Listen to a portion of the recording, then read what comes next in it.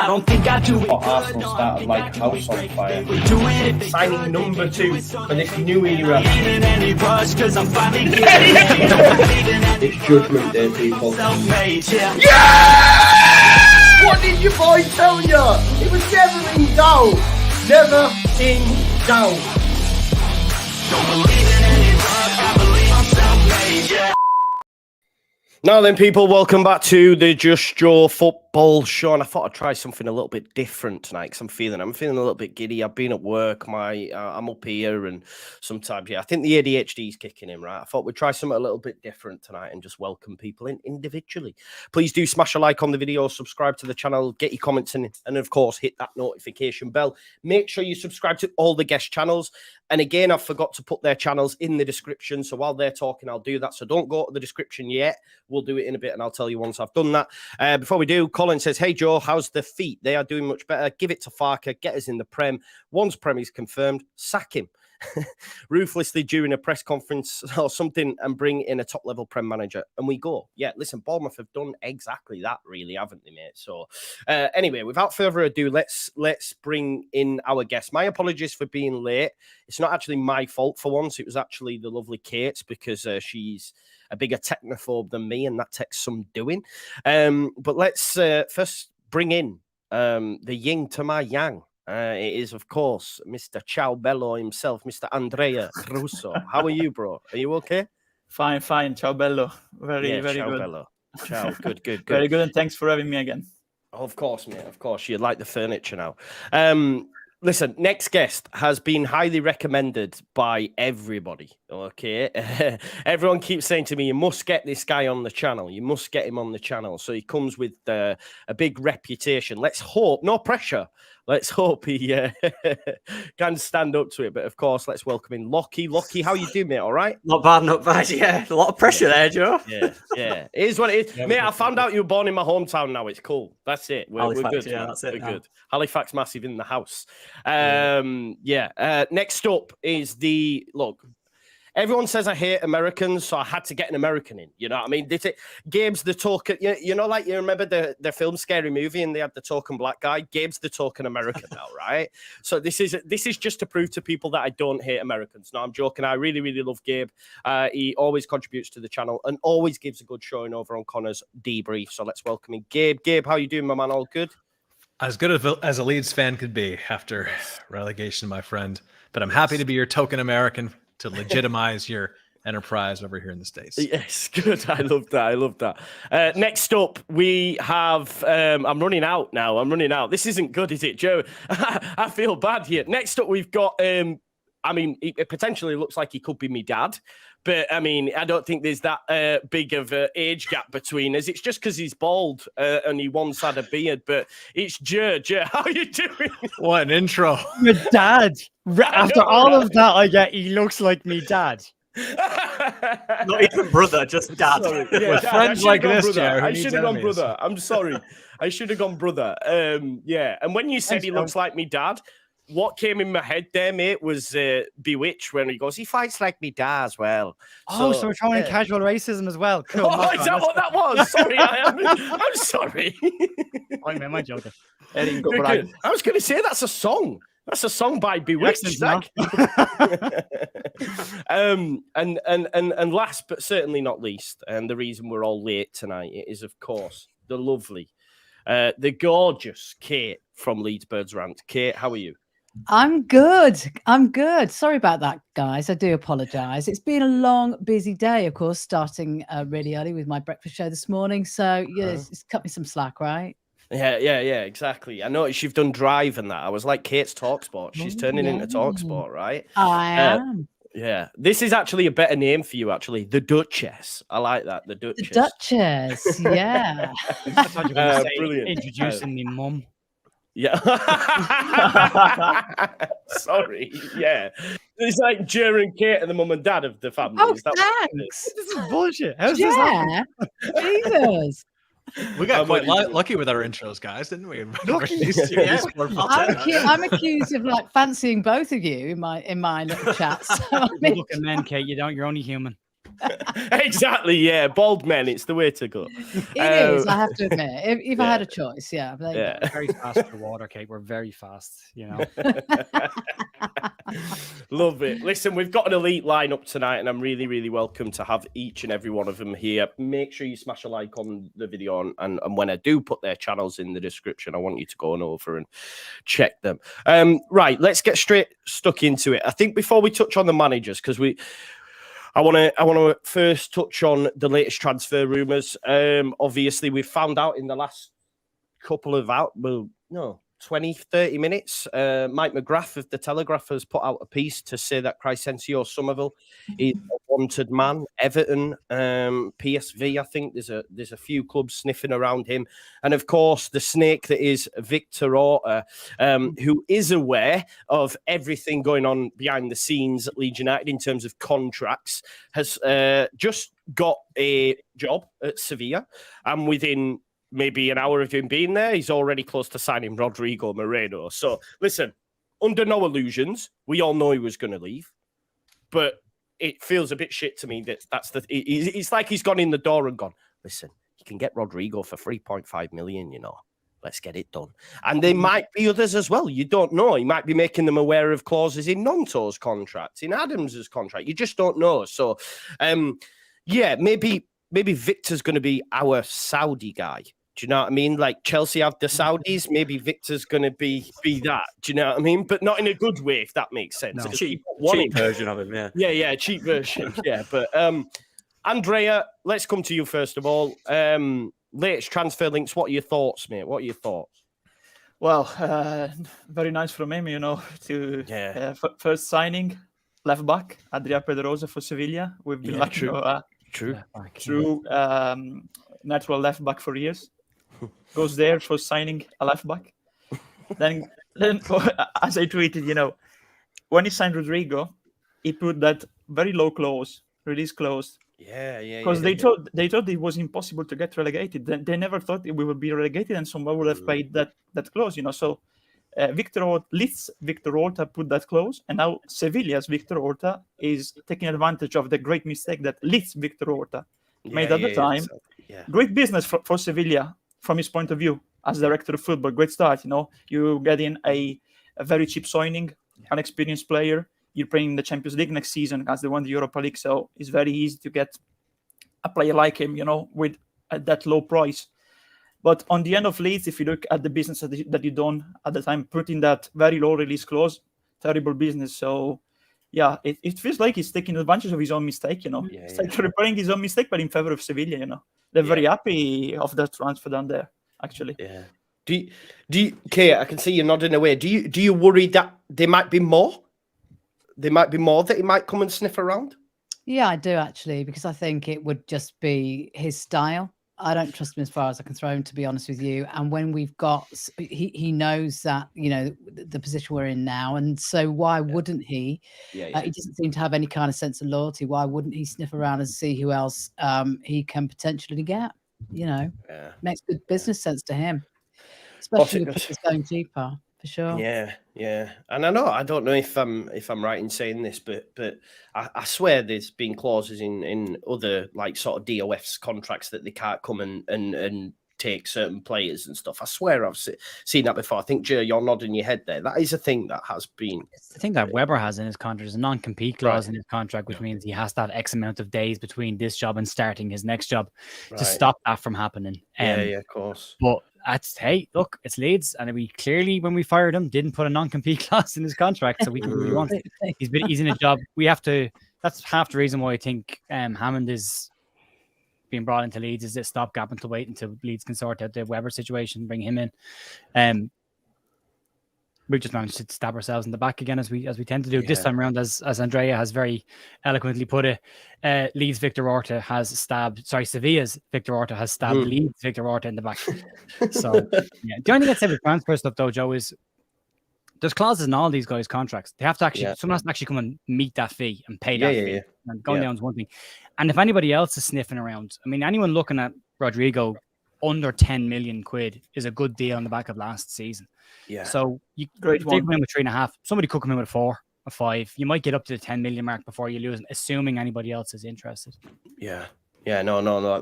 That's a fantastic point. So, I guess we'll wait and see. But are you surprised he's got a job as quick? Like, I guess because we have such a poor opinion of him because of the way it ended and stuff. But he was a bit of a wanted man. You know, he was linked to Chelsea previously in the past and stuff, and then he's walked into Seville. I know he worked there previously. I do think he was quite low down in their choices as well. They seem to be a few ahead of him. Yeah, third choice. Yeah, but are you surprised he's got a job as quick? No. Football is filled with people that fail upward. English football is filled with people that fail upward. Never mind just world football. Yeah, so, I mean, Dean Smith got fired from the championship and then got a job in the Premier League. It's unbelievable to me. So no, not at all. I think what is most compelling about this, if you're neutral, which of course I'm not, but if you're looking in thinking that guy overpaid by like 10 to 15 million quid for all these players. Now Leeds have to unload him. And the same guy that overpaid is going to get Sevilla to underpay. It's just, it could only happen to a club like Leeds United, to be honest. So, yeah, I mean, I'm not surprised whatsoever. It's, I'm not really particularly concerned about him poaching a bunch of our players. I think some of the release clauses are a little bit like Brendan Aaronson's release clause. No one's going to trigger that. I don't see anyone paying that money. And Tyler Adams has no desire to leave the Premier League, as far as I understand. So I think that some of our kind of golden goose players, they will go, but we don't have to see them go to a club like Sevilla and Victor Orta. Yeah, no, I think that's fair. Obviously, Lockie, you brought to my attention the Somerville one, and just on the Somerville piece, Lockie, like I thought he would maybe stick around. I wasn't too concerned about him leaving, but it seems like there's quite. You could argue it looks like there's more credible links to him than there has been non-talk to this point. It's all guesswork with non-talk, but it looks like there is actually some credibility with some of the people that are mentioning Somerville. Are you surprised at that? Potentially, I think he's a little bit older, isn't he? He's a bit more proven, I guess you could say that. You know, some of Nonta wasn't really known before this season. Somerville had an all right, a little period of time where it's 4 goals in 5 games, I think he got. Yeah. And I think in that period he really, expressed himself. But for me, it's the values of all these players. Like, where you look at Leicester and the teams that came down with us, they're getting 40, 50 million has been touted out. The Leeds players, it's all 10 million, 5 million, 15. Where's our value? What's going on here? But the Somerville thing, it's a bit mad. I think he's at that stage in his career now where he's decided he wants to go potentially. Yeah. I don't think he's bothered about Championship football. No, I agree with you. He sort of felt that he should have been getting Premier League minutes under Bielsa, didn't he, really? And he was willing to go out on loan, a bit like the Cody Drama situation. And I know Cody was allowed to leave, but I think, Cree also has a very high opinion of himself. And that's okay. You need to have confidence in this game. I'm not hammering him for that. But like the more you think about it, you do think, right, okay, maybe he is going to say goodbye to Leeds. I think you make a fantastic point as well with regards to Leicester City, for example. I was having this debate with Locks, and he was saying they'll get at least 80 million or 70 to 80 million for Maddison and Barnes. And I laughed him out. But the more I'm seeing the links, I'm like, bloody hell, they are going to dig the heels in, and they are going to get 80 million. And then when you actually deep that and think about it, we got 100 for Rafa and Calvin when we were in the Prem. And they're about to get 80, and they're in the bloody Championship. Maddison, he's in the last year of his contract. Yeah, and wasn't great last year either. No, didn't have a great season by any stretch. Right? No. They're a well-run club. That's the difference. Yeah. True. The only thing I'd say this time around versus last year is, last year we needed to sell players to get cash up front to fund the window. We know that now. We didn't know at the time, but we know that now. This year around with the ownership that's about to be validated as being in place now. Yeah. There's no financial issues there. There's no bank. We have to sell to bankroll this. That there's money there. Like Leeds going into Championship, like Leicester, should be in a position where there's enough money in the bank to go, no, if you want their players, you can pay for them. You can have them, but you're paying to go in, right, for them. I mean, and I think kind of half tongue in cheek, but half serious as well. Somerville is not only a good young player, he has bags of potential yet to still realize. The sky's the limit with someone like Somerville. And if we're going to go off and pay 35 million for potential that we bought with Rutter, because that's what that is. You're buying a player for 35 million, not because he's worth that now, but because he will be in a couple of years' time and you won't get him for that then. So you're trying to buy ahead of the game. Leeds need to start thinking the exact same way. If someone's buying Somerville, it's like, yeah, he's worth 20 million now, but he's going to probably be worth about 60 million in 3 years' time. So you can have him for 45 million. Yeah, let's split the difference on this. And Leicester will do that. Leicester will say you can have Maddison, who is arguably at the end of the back end of his career. If they say 50 million, they're not going to sell him for less than that if they don't want it, because they don't need the money to bankroll their windows. So if it has changed, hopefully, because no one's gone yet, when they do start to go, it'll be for proper fees. Yeah, so I was just going to actually throw that in and ask that question to people. Is like, I guess we are still, or I'm still looking at it with the guys of it being a Victor Orta, style exits, Radrazani style exits. Maybe the 49ers will be a bit more, dig their heels in and say, no, if you want Somerville, you're going to have to pay X, Y, Z. Maybe we might see that from them. They do look like shrewd operators, although very, very quiet, which from a content creation perspective is bleak. Yeah, it's bleak. I can't lie. I like it, but then at the same time I hate it, because I'm like, just give me something. Give me something. Being an American, can you give us a bit more on the 49ers, how they operate? Do you watch American football? I don't know, bro. So the investment arm is affiliated, but it's not the same management team as the NFL team. What I would say is that and to reference the point that was made about the money we paid for the potential for Jorginho, clubs don't spend money like Leeds United did under Victor Orta. They don't. And I think that I'll answer your actual question in a second here, Joe, but I think that sometimes I think sometimes what we do is when we're looking at these young players, Somerville, Gnonto, these are players that have shown flashes, right? But anybody outside Leeds is going to say, good young player, but we don't really know what we have yet, because a lot of players look good in spells. And I've seen valuations from like fans on Twitter saying, oh, take nothing less than 40 million for Gnonto. Never going to happen. Nothing less than 30 million for Somerville. Never going to happen. These players have shown in short periods of time, again, speaking as just stepping back for a minute. Yeah. It'd be great business for a guy that scored 3 or 4 goals in the Premier League, has been inconsistent on a team that got relegated, to get 15 million quid for him. It would. And most groups would take that. And I think the 49ers are going to, they're going to trust the folks they've put in there on a temporary basis to get the job done. But I think that they're going to be pretty unsentimental with some of our players. And I think that may rattle some of our fans, because of fan bases as they go in English football. I've noticed that we tend to be a little bit more sentimental. If somebody does well enough or has a couple good moments, then we want to keep them around for a long, long time. Yeah, I think that's going to fundamentally change in the club, and I think it's for the better. But I think that it will probably rattle some people in the front end. Who are you talking about particularly, Gabe? I think we'll be lucky to keep. We'll be lucky to keep most of our starting 11, in my opinion, and then subsequently, I think that it'd be very interesting if we do go up in the next season or two. I don't see us rewarding that manager and keeping him unless we get like a long-term appointment who, to be fair, shouldn't come down to the championship. A guy like Graham Potter, who's not coming. Like all these names that we've been linking to that aren't coming. We'll get a guy like Farka, and then we'll sack him when we go to the Premier League. Yeah. I like that. That's what I see happening with the 49ers. I say I like it, right? But if Farka gets us promoted, I'll be going, Farka, yeah! I'll be going, it's arch. You'll be saying the 49ers are a disgrace for sacking him, Joe. And that's why we love you, to be honest. So it's true, that it's true. Kate, Kate asked that question because she wanted you to say Bamford, Ayling, I'm not baited by Kate. I know exactly what she wanted me to say. I know. You know what? It's really, really interesting though, Gabe, when you said like the starting 11, because I get that. I totally get what you're saying, being realistic. I don't think they'll be rash. I think they will do what they need to do. But with somebody like Hammond in charge, I do have a little bit of faith in sort of proceedings. But I mean, most of the starting 11 for me can go, because most of the starting 11 was absolutely shocking. Gnonto wasn't a starting 11. He didn't come on.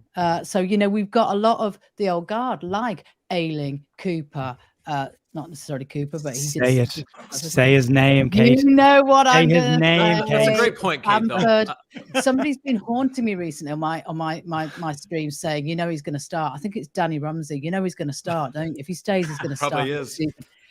Oh.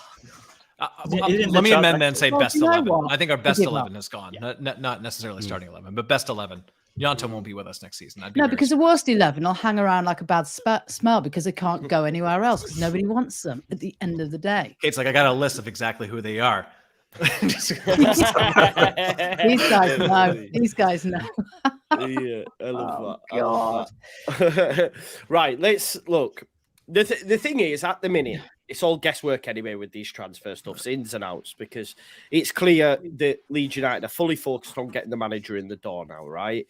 There's been Zoom contacts, we believe, to sort of whittle it down. It's like an interview. Like you're going for the second interview, then the third interview kind of vibe, and it looks like they're meeting prospective candidates in London this weekend, or this week, sorry, should I say. Who them candidates are? Well, look, I think we all know Daniel Farke's been a long-running name. As soon as he was finished at Mönchengladbach, he was up there. You know, I had a friend who messaged me and put money on it straight away at 40-1. So I hope, you know, because he just said that just makes sense to me. I know that Andrea also was straight on the Daniel Farke stuff. So it just makes sense. We've had the Scott Parker stuff. I get why he's linked, but if you canvass Leeds fans, I think the majority would be against Parker, right? Carlos Corberan, although we're led to believe, according to Phil Hayes' article, we've not looked or even spoke to West Brom to try and get him out of that. Of course, though, tapping up happens. Conversations will have been had. And then in the last 24 hours, Vieira links have become a little bit more credible. I know there's quite a lot of Leeds fans that fancy that, to be honest. I don't know why. But that seems to be a little bit more credible. And then also Raul was thrown into the mix in the last, which for me, I got excited about because it's Raul. Do you know what I mean? It's Raul. Why did you get this excited about it? Please, help me understand. Yeah, why? Because if you look at his managerial record, you know but he's not going to play striker for us. No, I get it, but I know, maybe you should be. But it's Raul. The vibes man in me went, this is Raul. Bravo. Fair enough. Do you know what I mean? But the reason I say that is because I'm a bit like you, Gabe. A lot of people are going, oh, Potter, this, that, and I'm going, please, man, they're not coming. Iriola, he's not coming. It's not coming. You know, I don't even think you get Regis Lebris because they're in the Europeans' top 5 leagues. Why are they going to take a risk and drop into the Championship? If we stayed up last season, fair enough. Leeds United for me have 2 options, and I'll get everyone to give me that. But I think the 2 options are someone who's operated in the Championship before, right, or is on the back of maybe a post-season lower-end Premier League, or the other option is a manager that's not managed at first-team level anymore and he's on the up, like Borough did with Carrick. Maybe that's why the Raul stuff, because he's doing okay at Real Madrid Castilla B, I think it is, or Real Madrid 2. Yeah. So and I'm going to swing this over to Lockie because I know you've done a little bit of video on it, just on the Raul stuff, because I got battered for saying, listen, I'd love Raul because it's Raul. But I know, right? If you can't make Bamford score, then I don't know who can. You know what I mean? But Lockie, what are your thoughts on the managerial situation? Do you agree it's between them 2 types of candidates, if you like? I think there was a third candidate, and that was Brendan Rodgers, and that was the elite. I think that was the one they really wanted. They found out that's not happening, so then they thought, right, let's get to the real stuff now. Because it's weird, because it kind of got delayed. When they did the interviews originally, it was like, right, next week we're going to get into face-to-face interviews, and there's kind of a bit of a break there, wasn't there? You're thinking, are they looking in that break? Are they doing contact with other people about... You know, and this is where the Raul thing comes into it for me. But I think it's going to be Farke, to be honest. I think that's a safe option. He's done really well in the Championship. I know there's the question about Premier League, of course, but for him in the Championship to do it twice, 94, 97 points? He did. Great football as well. Really good football too. Exciting football. The fans will like it. I think he'll get on with the fans. I think he's got that type of personality. So for me, he is obviously number 1. Yeah, the Raul stuff is mental, but it's Adam Pope. Why did he mention it? Yeah, it's credible. For me, it's credible. Yeah. Like there's something in it because but no one else is. It's just it's really weird. Yeah. Popped up a while ago. He did pop up. Yeah, he was mentioned in January. Yeah. I think it was Adam Pope again that mentioned it. Yeah, because he's out of contract. But I watched. I even watched a Spanish video on YouTube. I had no idea what they were saying, but just to try and understand. And it seems that he is, talking about the thing that Baron Cross did. I know you mentioned it earlier during your video, about what type of person they want. He seems to match that perfectly. So that's he's very highly thought of in Real Madrid, isn't he? Seeing the successor to Ancelotti, perhaps, and looking for his next or overseas experience, which they reckon that he might get, obviously, with a position like this. Who knows? And it seems as well from the really good thread that I looked at on Twitter. I don't know if you guys have seen it. It goes into a lot of detail about him as a person and what he's established in terms of a culture at Real Madrid B, and he's adapted their entire mentality, made them more human-like and feel like Bielsa did with the Leeds squad. There's that similarity there. I'm getting all excited. I know I am. You're pulling me in, Lofty. You're pulling me in. This is what it did to me. I'm going, yeah. So that's for me why he's gone up in my estimations. But for me, I think the safe option and a decent option from what we can get is Daniel Fark. Yep. Yeah. I think that's fair. Kate, I want to come at you because someone made me aware of that screen grab you put up of the 49ers recruitment process when they were doing it for the general manager position over in the States, and they'd interviewed 38 people or 28 people, and I was like, wow. So they really go into it, and then the one thing that I didn't like, and maybe you did like, was I know what you're going to say. They were saying, we didn't want to know about tactical nuances. We didn't want to know about this. We just wanted to know about leadership and that. And I was thinking, please don't do this. American football is a different game, though, guys. Yeah. It's way different. Like, you really need a vibes. Have you heard American football? That's the whole joke with Ted Lasso. He's an American football coach. Like, we're going to play hard for 4 quarters. And great TV show, by the way. Yeah, like that's fantastic. I wouldn't put too much stock into that side of it because it's not going to be that. And they had a different GM who was an American football player making those decisions. So it's a great bit of insight into how they went across that sort of meticulous level.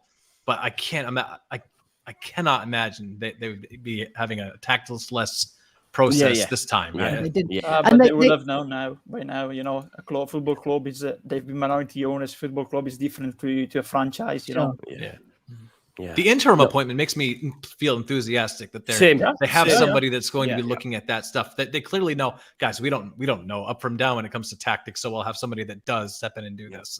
But going back to Orta, he's been presented today with a press conference, at Sevilla. I thought when I appointed, of course, it's a short appointment, different perspective, but I would have liked to see at least not just a statement, but some declarations, maybe an interview, maybe a press conference with the new interim football advisor, just for us. That anymore, though. That's the thing. Like, we've had a director of football who's been so stuck in front of cameras that he's made us sick to the point where we wanted him gone out of the club.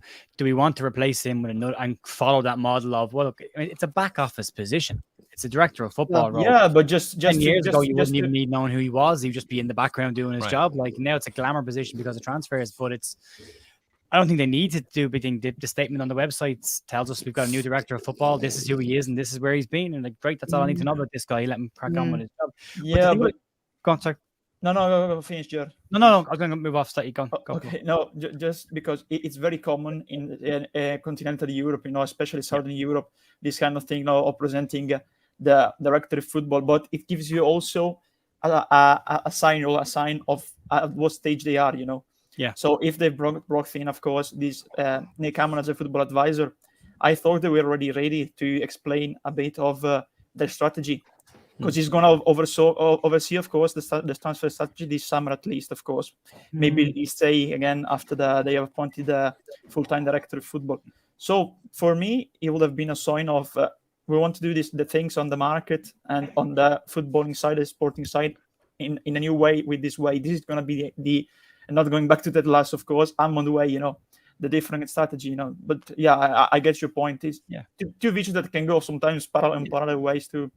I'd be nervous if they did that. If they got up in front of a mic and started talking, honestly, I don't want to see it. Me neither. But I want them to just get stuff done. One of the things that really bothered me recently is if you don't know, after the World Cup, the U.S. men's national team didn't renew their manager. A scandal came out, and they took 6-7 months doing the most complex interview process in the world.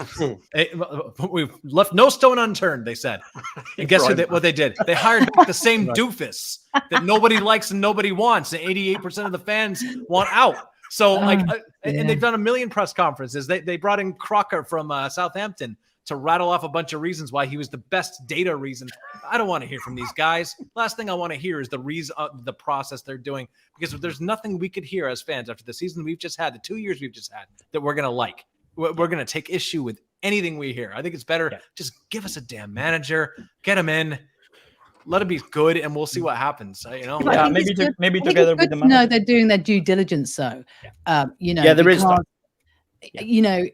They're damned if they do, damned if they don't. For me, it's a lack of communication. Like I've said a couple of times, even if there was holding statements going on, at the end of the day, we need to know what they're doing and the trickle down. Okay, that's the thing. We feel as Leeds fans that we're entitled to know what's going on. We don't need to know what's going on.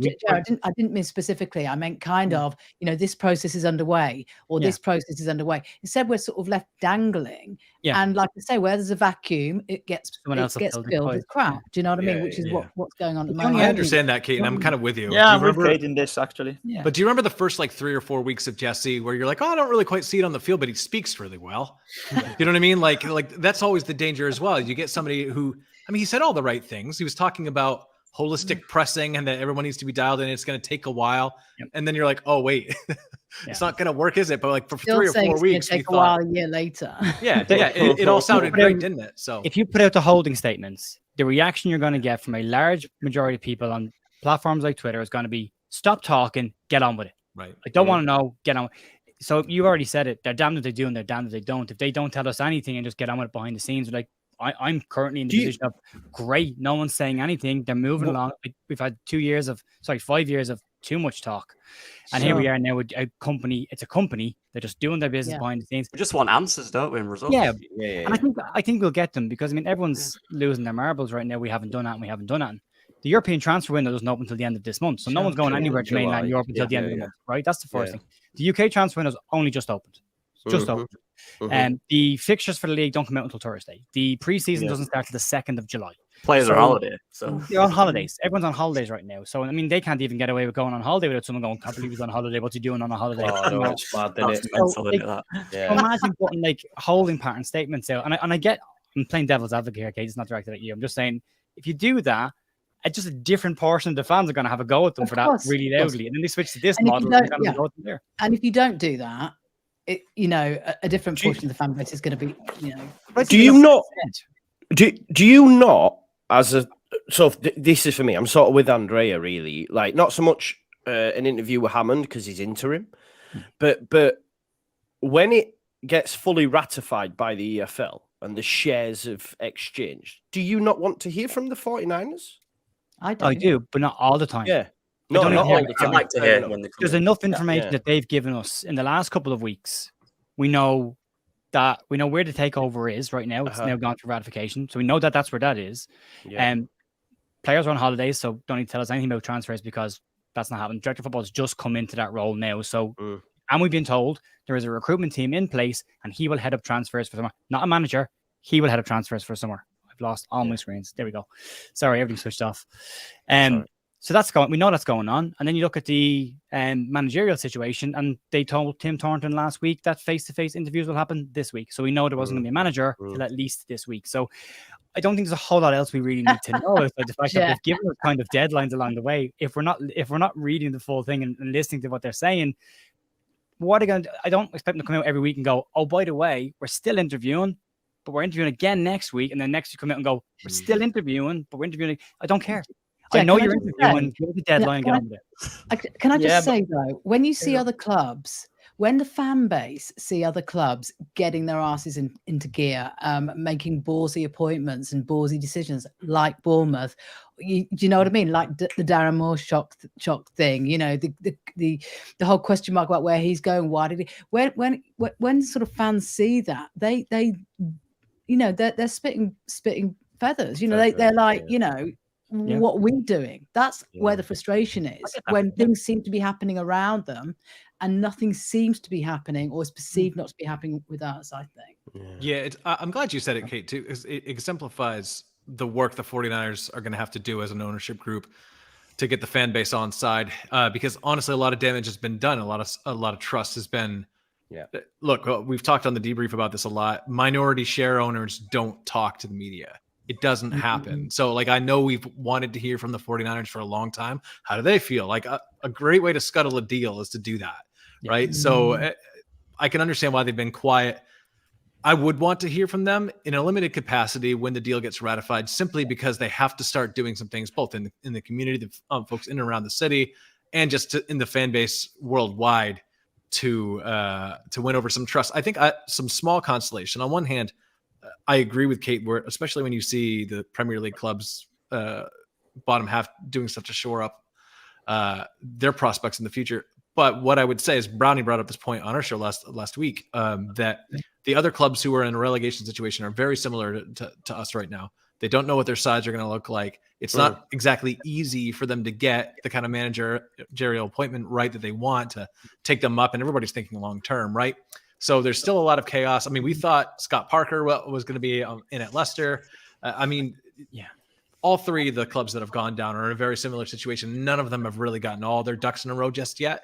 So but two of them have got new managers. Yeah, that's true. But so when you see that, you think, well, you know, I mean, Russell Martin's going to Southampton, probably nearly a done deal. Yeah. We've got what's he called? Maresca. Maresca, that's it. I mean, you know, that's an exciting appointment. I just think that Southampton fans are looking at us and saying, well, they've got Daniel Farke and it's all but done. You know what I mean? So I think just the sentiment. It's bubbling on that Southampton thing, isn't it? It's taken a while. Yeah. I think they're waiting for maybe Swansea to get their coach, aren't they, before he exits, I think. Who's that going to be? Yeah, they don't want to revisit at the end of the season, though, wouldn't it? Because I mean, Bielsa didn't come until what, 25th? Yes, I was just going to. No one prepares like him, though. That's my concern. Oh, yeah, I think they're waiting because they don't want to play those. He would have known the body fat percentage of all the players before he came in for day one. Yeah, he knew exactly how much weight they needed to lose. But even at that, I mean, he came in 25th. There was still time there. The irony of this whole thing, the funny thing about this whole thing will be, I'd like to revisit that question at the end of the season and just see how all of them got on. Did they get their house in order correctly? Did they rush their appointments? Did they just pick somebody who, like the guy they bring in from Manchester City, has had a job, didn't go well as a manager? Is he another one of these people that is a better coach than he is a manager? So, I mean, you don't know how this is going to turn up. We have to get somebody in and hopefully this week. The perfect thing on the Maresca thing, coming down. I think a Leeds fan put it best. As a Leeds fan, you look at that Maresca thing and you go, oh, that's a top appointment. But if Leeds United did it, we'd all be going, so it's too much of a gamble. It's too much of a gamble. So it is what it is. Gabe's right. Like, Southampton fans will be saying, it's like when you listen to propaganda or whatever, you listen to all the other fans, they all said they were getting relegated. And then we all said we would get, do you know what I mean? Everyone only looks at their self in a sort, and it's always negative. No one's happy. Yeah, we did get a very smug moment as a fan base, though, with the Bournemouth situation, because if you looked at Bournemouth's chat, the amount of people going, who is this guy? He's done nothing. Why are we hiring this guy? Going, oh, you know nothing. Oh, you don't know how lucky you are. You're getting this great guy. You're going, if only they knew. Yeah, it's like when they were linked with Bielsa and they were saying bad things about Bielsa. I was like, don't do that. Bielsa would never go to Bournemouth Beach. What a terrible place. Fans in the stadium. Come on, you deserve better than that, mate.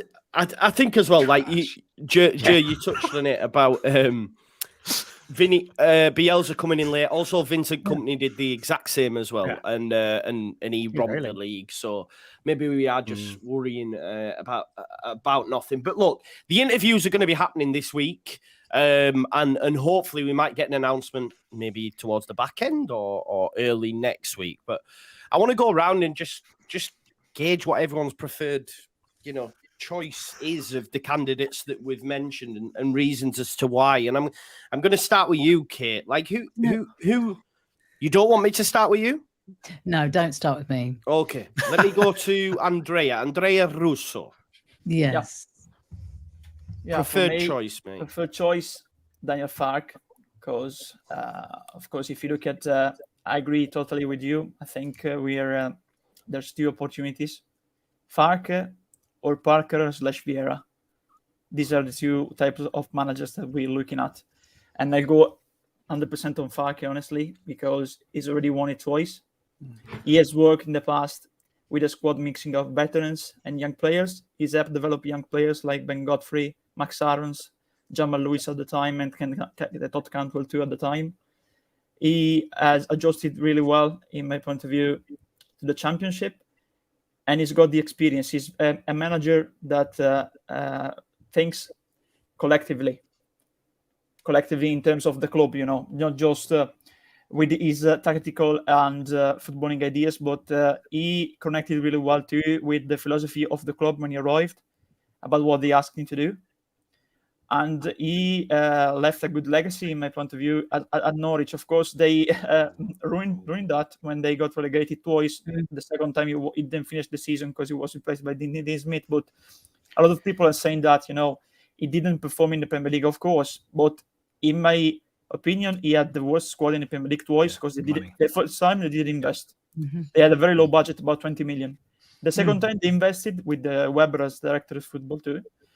But if you look at the signings that they made, Rashica, Sargent, Les Melou, Norman, they weren't ready for the Premier League. They weren't Premier League proven players. So they sold Buendia as well, I think, didn't they? Yeah, a lot of them have been there. So I go with him because I think he's the perfect choice for us, looking at our current situation in terms of playing squad, of the type of project that we want, that we're thinking, of course, going back to the Premier League with rebuilding a part of the squad and keeping some veterans, because I think some of the veterans will stay, of course, and have not a prominent role maybe, but be crucial, of course, in the squad, in the rotation, the rotation players in that kind of view. So my preferred choice will be Farke. My second choice will be Corberan, but of course we'll have to pay the 2 million release clause for West Brom. And I'm not much on board regarding to Parker and Vieira, because Vieira did well in 2 seasons at Nice in League One, but I really don't like his style of play.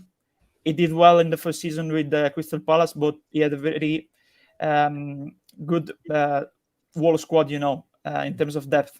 And when he didn't have the same depth after Gallagher and other players left, Gallagher returned to Chelsea, of course, he was called out in the second season. I think he's a manager that is most suited to continental Europe leagues like Ligue 1, I said the Ligue 1 previously, Ligue 1, the French top tier, But, for its connections, he has good references in the US. I get, Gabe, as you live in the US, because he worked in the MLS. I think he has good connections. So I just hope that the 49ers don't get influenced by the good references. 49ers aren't MLS affiliated, though. Like, that's the thing. I think. Yeah, hopefully. And Andreas, this is not directed towards you. This is I probably answer this question more, this type of question more than anything else. It's really only in England where I hear nationality links all the time. It's like, oh, there's a Spanish link there. Oh, there's a Scottish link there. Oh, there's an American link. The 49ers could not, if they can bring in an American player, and if there was an elite American manager that would increase commercial prospects, then they'd do it. But they're not going to bring in somebody simply because there's a connection. No, I know you're not saying that. No, I'm not saying that exactly. No, I was saying, maybe, of course, they're talking to football people too. And in the US, they have connections with people working in football. And just hope that the good reputation of Vieira in the MLS doesn't get in those conversations, of course. He doesn't have a great MLS reputation, to be honest. I mean, it's decent, but and MLS is looked at differently. It's more of these are franchises, not clubs, and that they belong to the league. And you would hope it, to speak to your concern, you would hope and that they would have he got the MLS job off the back of the guy who had a connection with Man City, because he did pretty well at Man City, didn't he? And then that's NYCFC is a Man City affiliated club. Yeah. That's why he got the job. Yeah, and I think the thing is as well with Vieira, like he finished at Nice having not won in 5. He was finished at Palace having not won in 12, and it seems like when the rut sets in, he can't get out of it. And I read a few Palace threads, and they were saying he just reverts to more defensive tactics. Any manager Just think, right? Leeds fans, how much we battered Javi Gracia for not playing Nonto. Vieira didn't play Eze. How can you not play Eberici Eze? So for me, that's a red flag straight away. You find a way to play your best players, and Eberici Eze is that. You know. So yeah, he's By the way, Andre, are you wearing a Pistons jersey or is that a Knicks jersey? No, it's Nets. Oh, the Nets. Retro Nets jersey. I was wrong on both. Yeah. Call yourself an American? Oh, an American, yeah. No, Nets from 1990. Actually Canadian in disguise. Yeah. No, the thing is, right, just on that American stuff, right, I love American apparel, and the amount of times I'll wear it, right, and then people will say in my comments, can't believe you're a Raiders fan. I'm like, I don't even know what sport. Oh, you mean American? Okay, sorry. There's a company called American Apparel. I thought I was like, Joe, that's a niche brand. Sorry. How the hell did you find that? No. I meant like I like going into the stores where there's all the basket. Yeah, sports. Right, that's a European connection. It's the jersey of Dražen Petrovic. Maybe you know him, Gabe. Yeah, I do. Yeah. So no, the last thing that I was gonna say is about the tactics. I really like Faki tactics. And I think 4-2-3-1 will fit us. So compared to the other ones that play mainly 4-3-3, Yeah. Cool. I like it.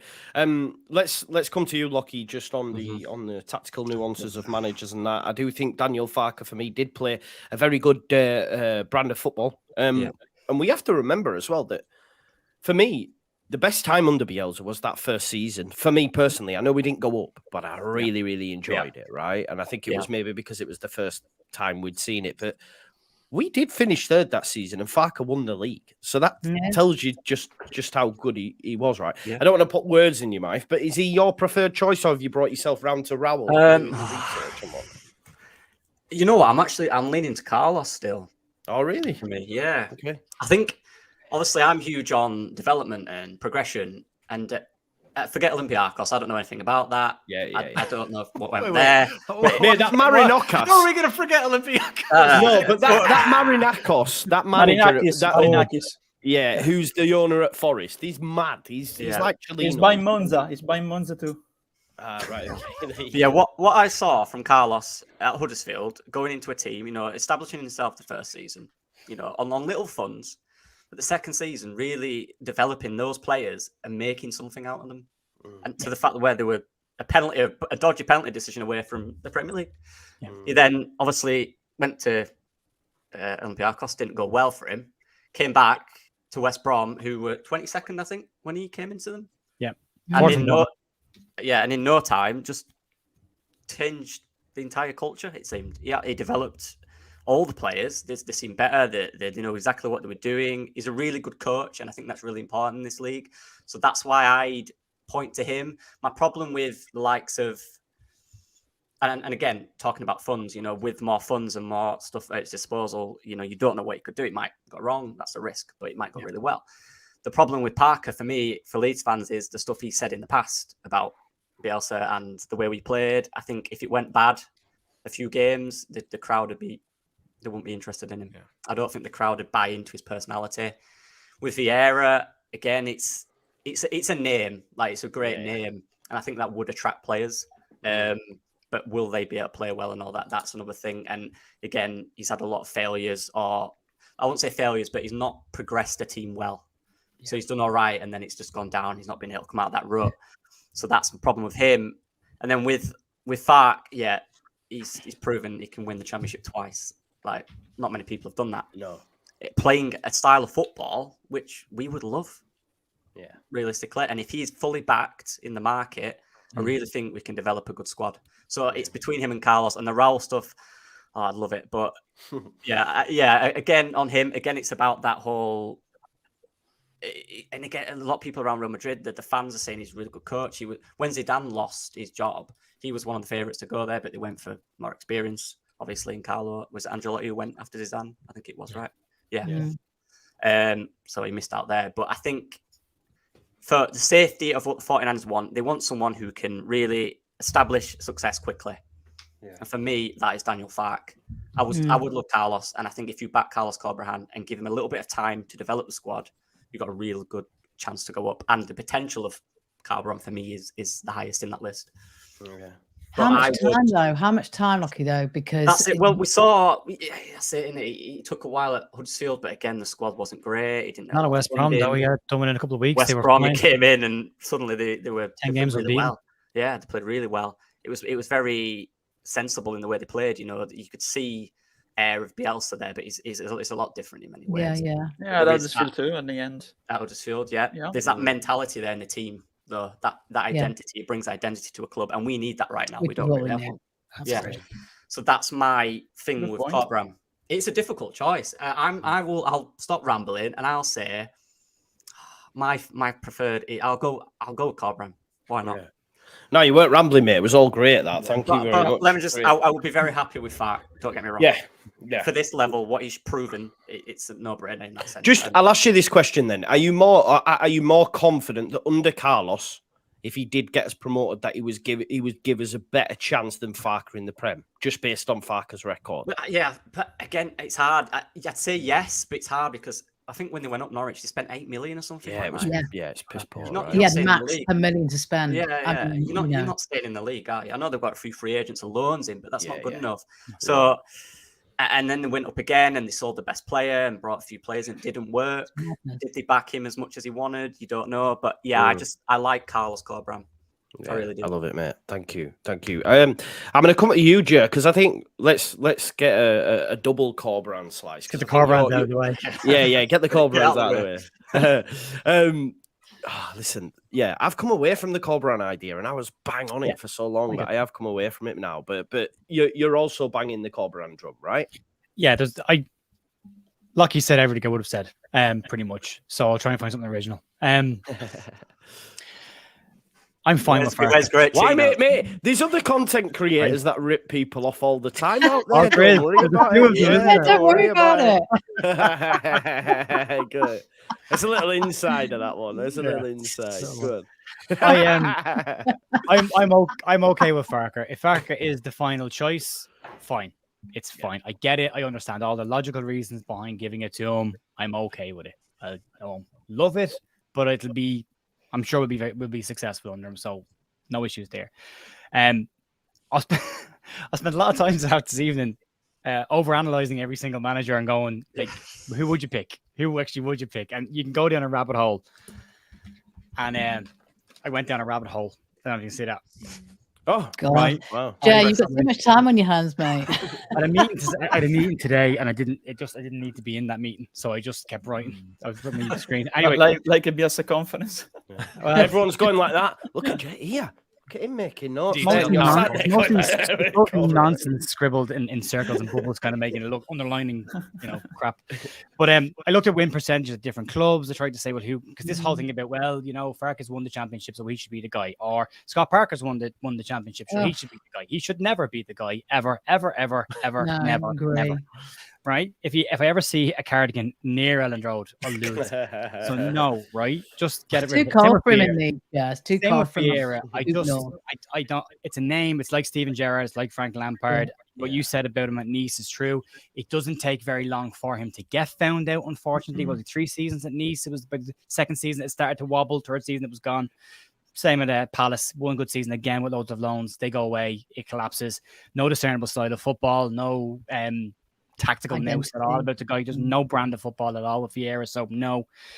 Corbran is my choice, and one of the things that stood out to me, which was interesting, was if you look at the win percentages, it seems to be in and around 45% to 59% is a championship winning manager, right, in a championship season, roughly.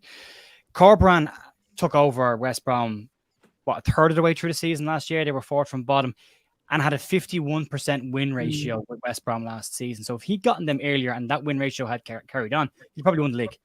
But that's just based on, look, it's hindsight and it's not based in reality. It's just stats, but that would hold true. Raul's got a 43% win ratio. Castilla, they're limited in what they can do in Spain because they're the second team for Real, but they also play in the same leagues, tiering system. So there's issues there. He'd be an exciting choice. This whole thing about players being able to attract players, Stephen Gerrard didn't do it at Aston Villa. He didn't do it at Rangers. He got a couple of young loans from Liverpool when he first went to Rangers. That was it. Didn't attract anybody else after that. Went to Villa, couldn't attract anybody, so had to ring up his overaged mate Coutinho to come out of retirement pretty much. Which was terrible, weren't it? Yeah. And He played well against us, didn't he? But Everyone plays well against us. Everyone does. Yeah. You knew he was going to as well, didn't you? You knew So it. that's that. Oh, look, he's never scored against Leeds. Guess what? Yeah, he's gone against Leeds. So, yeah, that was a disaster. So he didn't do it at Villa either. And I keep saying I have a brother who's an Aston Villa fan, so I hear about this. He hates him. And wouldn't wish him on another team, which says a lot because he doesn't like us. So yeah, you come down to it, like, it's, for me, I'd love a glamour appointment like Gallardo, but that's not. I was going to mention that it's gone quiet on him, hasn't it? Somebody tweeted today. It was never going to happen, though. It was never, ever going to happen. Somebody did tweet today, I don't get all the fuss about Gallardo. And my response to him was, everything he's won as a manager and as a team have won. It's like 8 times league manager of the year. He's won every single possible trophy he could possibly win in Argentina, and got to the Club World Cup final and lost that one. So I'd love someone like that, but that's not realistic. It's not going to happen. So if we can get Corberan, I'd say pay the 2 million and grab Corberan. I'd love to see him at Leeds. I think he'd do a great job. There's this thing about we have to buy somebody who's won a trophy. Scott Parker's won trophies. Don't want them near Leeds. Don't care. It's not success in football isn't just measured on winning a league title, because only so many managers could ever win a league title in any given year. So it's a limited pool to start with. So for me, it's, can you coach a team to be better? I said the same thing about Bielsa when he came into Leeds. If we followed the same mantra that a lot of Leeds fans are following now, well, he's never won the championship, he's some bloke from Argentina, we can't hire him. You would never have hired Marcelo Bielsa, which, funnily enough, when we hired him was a reaction of some of the Leeds fans of, who is this guy? So, there's that. So it has to be on, can you manage a team to be better? Can you coach players of a certain level to be better players? Corberan's done it twice and consistently. Farke also in that bracket as well, because he's had to do an awful lot with very little. So if it was Corberan, great. If it was Farke, fine. But they would be the two. Yeah. No, I think that's a great argument for Corberan. Gabe, I'm gonna come to you. Where's your head up, mate? Where are you at? Yeah, so I think Farke, and then give him 4 or 5 matches next season and see and keep him on a very short leash if we get promoted. For me, that the argument is actually tactical for Farke. The 4-2-3-1 I think really favors, and I know that the fan base has been really soured for the idea of gegenpressing, because of the Red Bull system, which is like that on steroids and cocaine. But this is a much more the way he plays. That is a wild mix. That is a wild mix. So this is a much more disciplined system. I don't know why. I just thought an Aronson on both of them. Then Don't with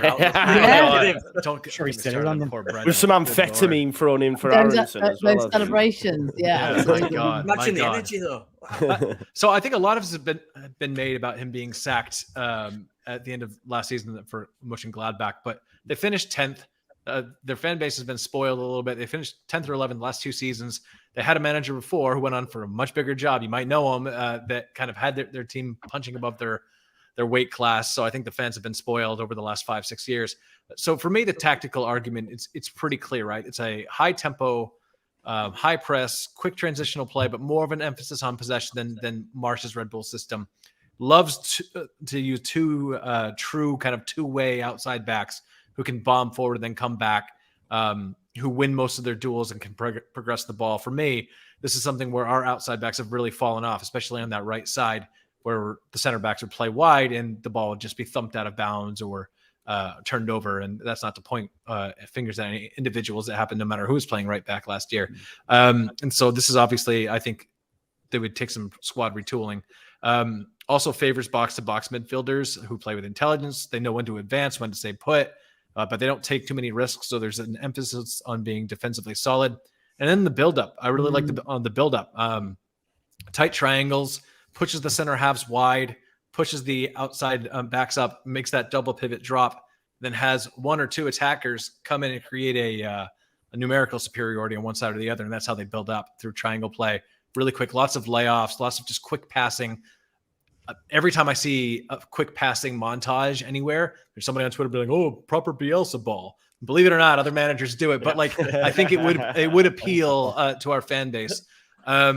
And also the way he uses a 9, not a traditional huge target, but they have to be active, running through channels, just being a menace for defenders as well, always trying to get in behind. This was one of the reasons Norwich in the championship played such attractive football. For me, do systems like that work in the Premier League? I think they do if you get a lot of money. So for me, I think he'd do really, really well in the championship. I think he would take us up. And then I think you have to have him on a really short leash. I personally think the 49ers are like their apex of achievement before they sell us off is going to be get us to like mid-table at some point in the Premier League and then sell us for a profit to somebody who's willing to pay and take it next. So we're never going to have the money to like Jurgen Klopp plays a similar. He doesn't just look like Farke. They play a very similar style of football. The difference being a couple tweaks in formation and the fact that Jurgen Klopp can buy players every 3 or 4 seasons after he burns their motors out. So, do I think he's right in the Premier League for a club like Leeds, who's never going to be spending more than like 90 to 100 million every year to retool? No, I don't. So I think he can burn us right back up to the through the championship with average players. Yeah, I do. So for me, I've looked at Corberan. I think that when you have a team that have gone down, there are still some Premier League players. And let's be real, our players think they're Premier League players. Whether they are or not in actuality is almost irrelevant. They think they are. We have a striker that scored more than 15 goals a season in the Premier League. He's going to think he's that level of player, right? So do I think that the big knock on Corberan I've heard is a lack of man management and skills. Does really well mentoring players who can be impressed by his coaching. But there are some players who think they've reached a certain point in development and they don't want to be coached hard. How does Carlos do with those players? From what I've heard, not particularly great, which is why West Brom is great for him, which is why, what is it? Huddersfield? Huddersfield? Yeah, good for him. Do I think that he's going to be able, and maybe he'll have some relationships with some of these players too. I've heard that it's not great. So for me, I think you go Farke. I think we have an opportunity to go up with him quickly, provided, of course, we buy some outside backs and do what we need to do in the market. But I think if I'm just looking at this from a risk point of view in tactics, what's going to make the fans happiest? I don't think the Leeds fans are going to get immediately on board with the Corberan style of football. I'm not saying that's right. It could be effective. It could be good. But you know what we're like? If you're not up there pressing, the players get jeered. So I do think that you have to take some of these things into account. If he was an average manager for the championship, I would say no, but he's done it twice. Good results in Germany, just a board that kind of expects more right now. Mid-table in the Bundesliga is nothing to sniff at. And the fact that he's proven there, I mean, for Scott Parker, Club Brugge is a huge club. Exactly. And he went over there and just tanked. So for me, that's a big part of it as to why I do like Corberan in some ways, but I don't think he's right for us. Gabe, can I just ask Gabe a quick question? Just sorry, Joe. Just based on what you said there. All right. If you given the Corberan, if he was, let's say, he was coming to this Leeds, and bearing in mind that you'd said earlier on, and I agree with you on this, that we could lose our best 11 players. Yeah.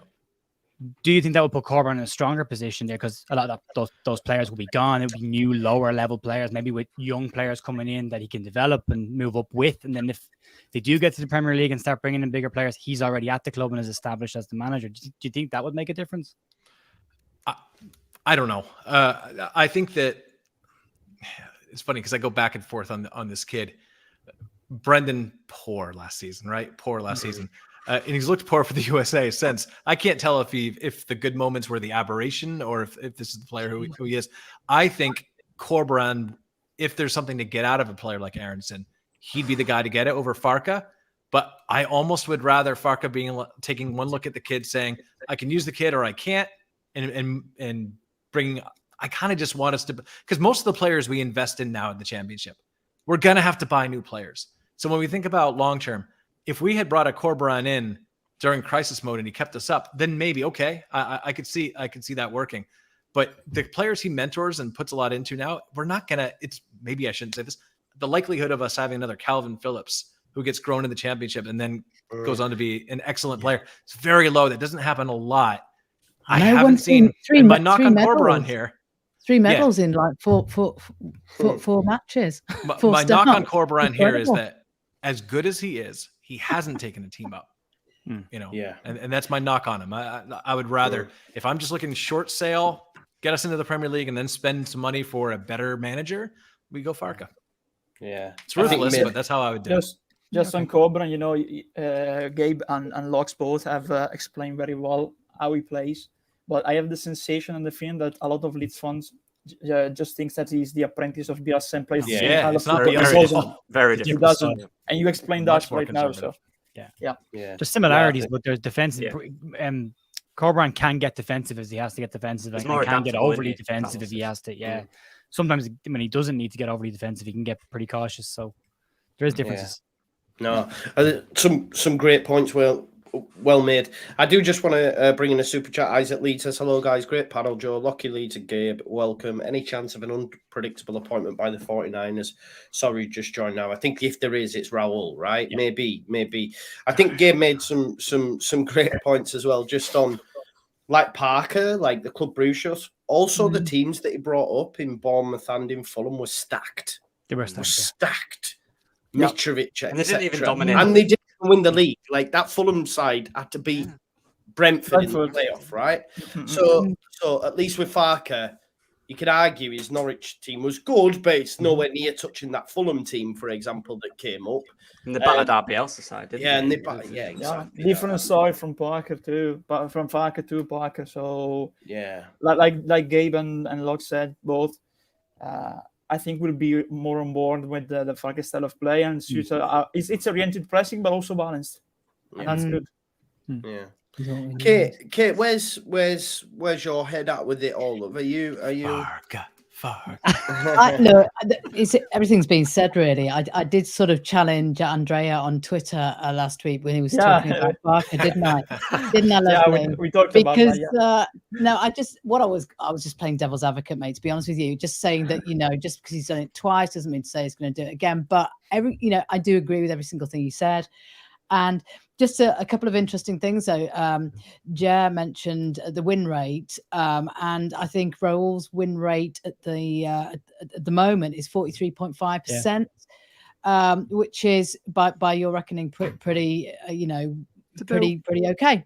Yeah, I mean, for a sort of outside appointment, I wouldn't be averse to him. He's really well respected, pretty close to Ancelotti, and I wouldn't be averse to that. But generally speaking, for all the reasons you guys have outlined, I would be happy with Farke.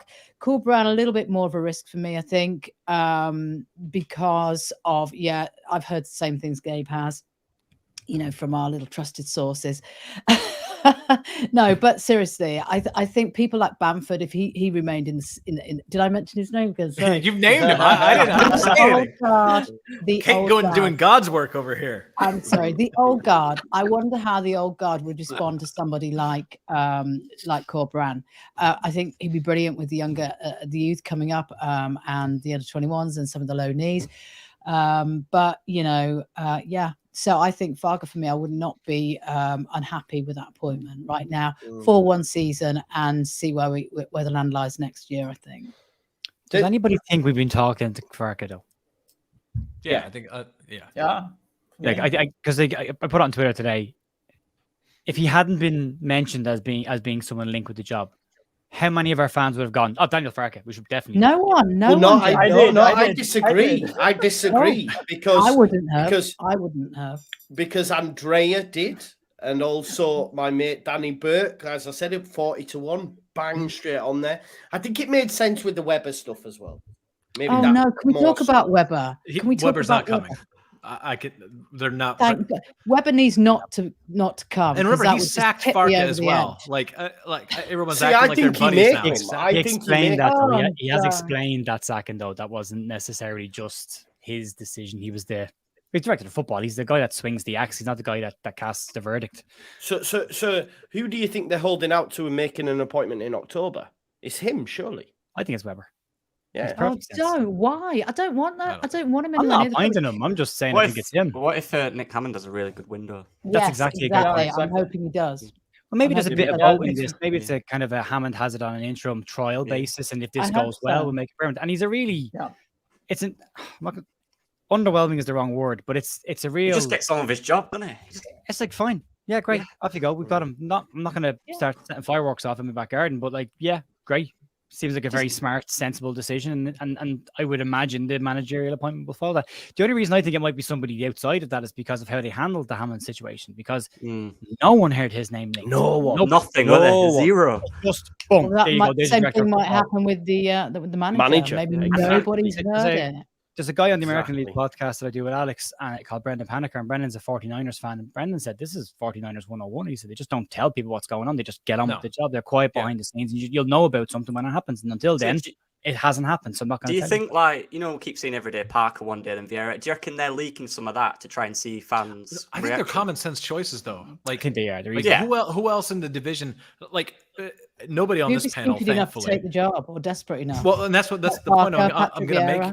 The point I want to make is, so in my replies, like, you know, I said that it's hard for us to understand as fans. As thinking people, I think it's easy to understand, but as fans, nobody wants to admit that their club isn't as appealing to the manager market right now. And the replies I got for that were, any manager worth his salt is going to look at this challenge as one of the best in the world. Yeah. They're not. Graham Potter's not coming here in a million years. If we're in the Premier League, it's a completely different story now, though. We say all of that, though, but we did manage to convince Marcelo Bielsa to come here when it was absolutely no way on set earth. Of circumstances, though. By that way, On top of that, too, Marcelo Bielsa, famously hard to work with, right? Yeah. And that's not me slagging him off. That's just El Loco for a reason, right? And we were so incredibly lucky. And he also has that mad genius meticulousness as to where he goes, the city, the people, all that. Most managers don't care about that kind of stuff. The answers I got in my replies were Arnie Slot, Knutson, Potter. I'm like, these people aren't coming to the championship. So no matter what, to Joe's question, that's kind of where this rant is going to. But like, the fans aren't going to be pleased with who we appoint, because we're going to appoint a championship manager. That's essentially who we're going to get. Or we're going to get an unproven name that's flashy. And I don't think the 49ers are going to do that. No, I just can't see it happen. As much as I've just discovered that Raul Fred. Yeah. And I'm like, don't read it, Joe. Don't do it. He's brilliant. Joe's caught up in the vibe now of Raul. The same argument that was not the same argument. Same thing that happened with Farke. It was like somebody said, yeah, this is a really good appointment. Then somebody else said it's a really good appointment. Then somebody else said it. And then it just took off. And now every day it's Farke. So it makes sense to everybody. And then when you look behind it, you go, yeah, makes perfect sense.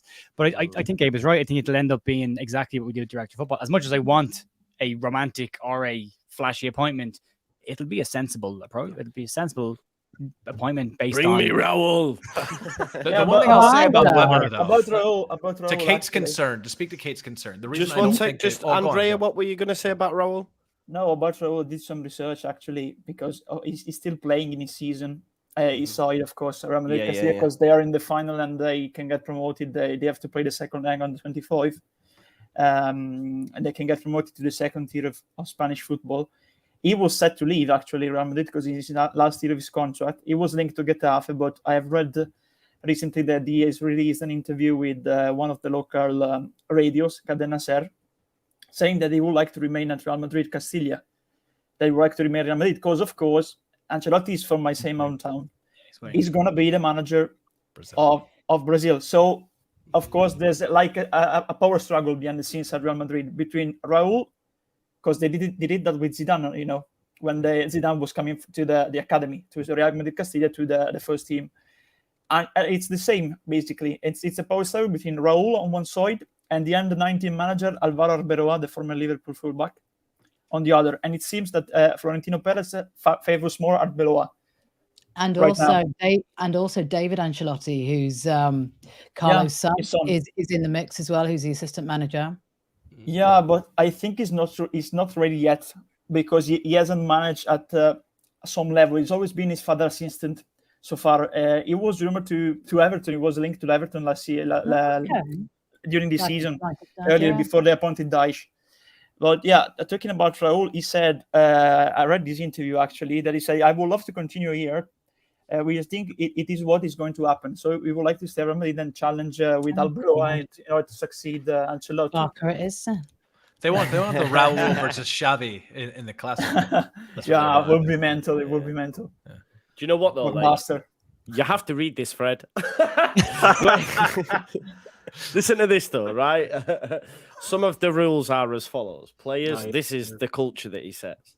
Players must arrive 1 hour and 15 minutes before training starts on match days. One of his rules is a minute late and the bus leaves without you.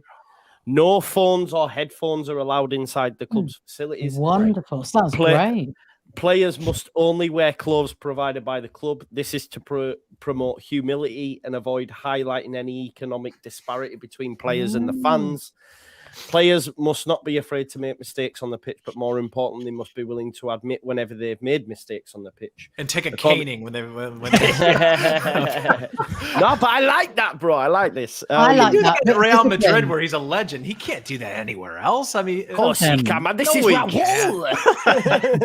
Anywhere else outside of Real Madrid would say, do pull the other one. Any other... If he went to Vallecano and tried to do that, they'd say, right, you were great at Real Madrid, not here. Like, we're not doing that. He has I go into training and Raul stood there. You're doing exactly what he says. I don't care. Raul is that. You're forgetting the handball, Joe. The handball in the Champions League. It's got to be a good I would pull a Weston McKennie and I'd be eating a chicken bucket on the bus. It does fit in with the 49ers recruitment stuff, though. So that piece that you were referencing earlier on, if you take out the tactics piece, it does say that they look for somebody who can reset and create a culture. Exactly. Who can reboot and change teams' fortunes and who will look to create trends. Yeah, but what group doesn't want their manager to do that? I mean, the Americans are great at saying stuff like that, but like every... It's going to be fact, isn't it? It's going to be Daniel Fact, but not every manager has that. And like, not every... We've seen it this year. Bielsa went into Leeds, and I know it's Bielsa, so we'll move quickly past it, but Bielsa went into Leeds and he uprooted everything from the ground up. Changed the pitch's width, length. Then he wanted the same pitch, the exact same surface, the underground heating and all that they had in Ellen Road, put in that Torp Arch, put the running track around. But when the players went international, he was out helping the under 13s and under 11 teams. He was out working with the kids. He was that's creating a culture. Sam Allardyce didn't go anywhere outside of Ellen Road for the 3 weeks. Didn't even know half the players' names. Yeah, exactly. Yeah, Jesse was the same. Jesse came in and just ripped up everything But they have a great media room now. Do not speak about that man on this. Now they can watch documentaries there. The point that I'm making is that not every manager is big on culture. Not every manager cares about a culture. They care about their team and winning with that team and that group of players. There's not every manager looks at it and goes, I want everyone playing the same way, so there's an easy pathway for all these players to move between the levels. I want to be able to have the under 21s in the first team playing the same system, the same style, the same football. So when I have to bring an under 21 into the team, I trust him because he's playing this style already. He has his information. That starts to create a culture. The humility piece is a massive part of that. Bielsa making the players pick up rubbish around the training ground. We saw them ignoring fans last year. Like the shift is rapid in that. So they can bring that back. I mean, if you look at it from that perspective, if part of that even is in their recruitment model, then they are looking for a culture. They are looking for, and they will have looked at Leeds fans who loved what Bielsa was doing as far as a culture was concerned, how Leeds were being viewed as a club. It was brilliant. It was one of the best times we've had in a very, very, very long time. And I can't see the 49ers, if they are going to go down the sensible route with a director of football and a manager, they'll still want the fans on side, to give the fans somebody who can create a culture and create a philosophy of football within the club and create a style that's Leeds. Should be every club's dream to get, but not every manager believes in that. And if Leeds can get one of them, it looks on paper as if it lines up perfectly with what the 49ers recruitment model is. Assuming they're using it. Yeah, but Raul. It's what Spanish club, it's what a Catalan and a Basque club do actually. What you said, Joe. So I totally on board with that because Barcelona do that with La Masia. They play the same style of football like the first team. If they change the formation, they change the formation too in the youth teams, and the Athletic Club do that at La Lezama too. So it'd be good if we implement a style of football that is the same style and an identity, as a precise identity, a precise style of football identity like we had with Bielsa, and try to transfer that model to the youth teams. It'd be very, very good. Do you know as well, like him making them all wear the club gear, so that disparity. I remember reading, I mean, he's one of my favourites to be fair, but Zlatan's autobiography, and one of the things he did towards the end of the tenure with Pep at Barca, like they all had to drive like the same cars going into training and whatnot, and he just rocked up in his Ferrari F50 and just started doing wheel spins and stuff. Do you know what I mean? Just to piss him off. Just to piss him off, like towards towards the end, like, and I think that's that sort of like culture thing, though, right? Making everyone make sure, oh, well, listen, we're not having this, we're not having that. So, the last point on Jarrell, I'd want to make the though. Rubbish up around Ellen Road. Sorry. No. Yeah. I think Steven Gerrard was a pretty successful player, right? I think we'd all say it's probably an understatement, right?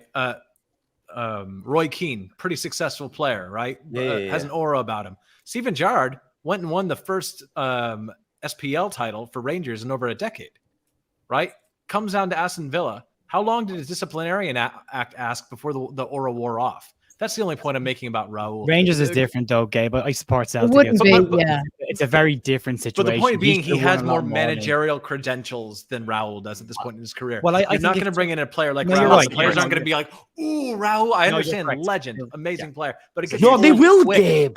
No, he's right. If you're talking about him from, sorry, Gabe. I was assuming the manager. We were going from Steven Gerrard, the manager. You're 100% correct. As a player, he has won massive trophies. He's won a European Cup. He does have gravitas when it comes to standing in a dressing room full of around players to say, I've won more than you, so you should listen to me. Right. He can do that. How well did that actually it hasn't translated. No. Not every player. They would. Gabe, do you not think they would be enamored by Raul? For like 2 matches until things went wrong, where they started asking. Oh, sorry, I thought you meant. Yeah, but I won't take him honestly. You know, Jack Leverkusen did that with Xabi Alonso coming from the Real Sociedad B team, but it's a totally different story. You know, winning the championship by Leverkusen are an established side with the proven players, so it'd be really different and very difficult for Raul to live. But look at Michael Carrick and Middlesbrough, though. But I think Michael Carrick is a different. So we don't have a lot of evidence that he has the super disciplinarian style for Michael Carrick. No. Number one. Number two, like, great player. Don't get me wrong, but not in the same stratosphere as like a Raul or. I think he's not. Carrick wasn't good enough to just inherit. I don't know what Frank Lampard has on people in the English game. Maybe he's worn out his equity finally. But that guy, talk about failing into jobs. My God. Failing so I don't mean to keep banging on about it. I just think that as cool as it is, if you lose a couple matches, you get yelled at a couple. The modern player, 2023, being told you can't bring your phone. It can only work at a cult like Real Madrid. Because Xavi could have his players at Barcelona do that as well, and they would have to listen to him because it's Xavi and it's Barcelona. Is that going to work if Raul comes to Leeds? No way. I think it does. It's not. Does it work with Bielsa? I love your romantic heart. With the younger ones, though, Joe. With the younger ones. I think he might adapt it slightly, just based on the fact that that's a youth side. Well, most of the players there are young, right? So he might change it slightly, the rules in terms of stuff like that. But. And it worked with Bielsa until at the end, what did we hear from all the veteran players? We're training too hard. This is too difficult. They were given exactly what they asked for. They wanted to change the manager. They got it. They got too big for their boots. Look what happened. So I think the club at this point, I don't care if you're not happy with it. It's working. Deal with it. Get on with it. Exactly. And I keep saying the same thing. You've got to get back to a stage where the badge on the front of the shirt is way more important than the name on the back of the shirt, because this thing about players dictating stuff to clubs, if you're not happy, there's the door, walk, pal, it'll close behind you, we'll get somebody else in. But you can't keep having a dressing room with people who think that they know better than the club or the manager. They can't have a bigger ego than the coach. They can't. The manager has the biggest ego. Give them Mourinho. Bring Mourinho and give him the job. He loves Leeds. No. Let me bring in this. I'm really conscious of time as well. We could speak all night though. Isaac says, personally, I'd love Corberán as our new manager. If we appoint him and possibly lose Sydney, Nonto and Cree, would you like to see us rebuy Jack Clark? I, for one, would love Clark back at Leeds. He had a good season at Sunderland. I'm not sure he's signing a new deal. We'll have to wait and see, won't we? We'll have to see how the landlines on Leeds United's squad, because we're yet to see exits and incomings and that. But first and foremost, manager up next. Just general consensus, it's a split between Corberán and Farker, I think, and the vibes, man, won't mind Raul the more I think about it, but 75 way too much, maybe, last year. 75% of people on the poll that I did earlier, it was only a couple of hours, went for Daniel Farker. 10.5% went for Vieira, 1.6% went for Parker, and 12.9% went for other. I just want to check the square ball because I know they'll have done crazy numbers, but the last time I I looked at it. I think Farker was streets ahead on that one as well. Let's have a look. Someone's in the comments said Raul was a similar skill set to Bamford. Yeah. They've had over 10,000 The comments thoughts. has also said Joe's falling in love with Raul. Don't get jealous, Kate. Yeah, in the meantime, Joe, because you talked about that yesterday, Kante has moved to Saudi Arabia. Yes, official. I know. I've seen, bro. It's mad, isn't it? It's mad. Yeah, 55% of 10,000 people want Farker. So I think that's the fans' preferred choice. But we shall wait and see. Listen, there's been over 1,000 people watching at points today, so thank you so much. It's great. It's very late and all that, so I'm really really grateful, and I know everyone else is who's on the panel tonight. What I want you to do is go on over and subscribe to each and every one of their channels or follow them on their respective Twitters. Of course, Andrea Russo, his Twitter is on there. We've got Lockie Leeds, who made a fantastic debut, and we will be seeing more of. The fans wanted him on, and we brought him on, and it was a resounding success. You need to do the Robin Koch thing, Joe. Hey, what's that? What's that? You didn't do it. Oh, yeah. I forget. Oh, what was it now? I forgot it. What was it? Oh, yeah. He's got an agent as good as like Robin Koch, basically. What's the thing? Sorry, I forgot to do it. I have an agent. But yeah, it's good. Of course, we've got the lovely Gabe as well. Make sure you check him out. He's a regular appearance on My Good Man's podcast. Connor McGilligan over at the Debrief on One Leeds. Gabe's Twitter is also in the description. We've got the lovely Jer and Kate giving you daily updates, daily leads, and Leeds United View, and drive shows and breakfast shows and everything. So make sure you check them all out. And thanks everyone for watching, and we will see you all again, no doubt. Well, actually, quickly round the house before we do leave. I know, sorry. I've only got a job in 6 hours' time. Andrea, yeah, just no thing. Manager, and when do they get appointed? Go. Farker, end of the week. Okay. Same for you, Locker. We'll just go around. Corberan, Monday. Gabe. Farker, Monday. Joe. Nobody that's on the list, and Friday. Ooh, I didn't know that was an option. Controversial. Kate. I'm going to say Farker Thursday. And I'm going to leave it with Raul Friday.